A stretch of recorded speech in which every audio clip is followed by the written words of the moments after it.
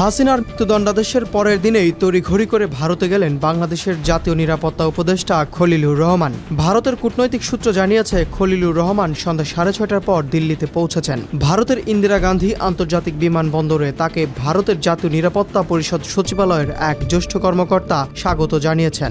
ঢাকা ও দিল্লির একাধিক কূটনৈতিক সূত্র জানিয়েছে, কলম্বো সিকিউরিটি কনক্লেভের জাতীয় নিরাপত্তা উপদেষ্টাদের সম্মেলনে যোগ দিতেই একদিন আগেই ভারতের রাজধানী দিল্লি গেলেন খলিলুর রহমান। ওই সূত্র জানায়, আগামী 20 নভেম্বর দিল্লির হায়দরাবাদ হাউসে সিএসসির জাতীয় নিরাপত্তা উপদেষ্টাদের 7ম সম্মেলন অনুষ্ঠিত হবে। ওই দিন বিকালেই খলিলুর রহমানের দিল্লি ছাড়ার কথা রয়েছে।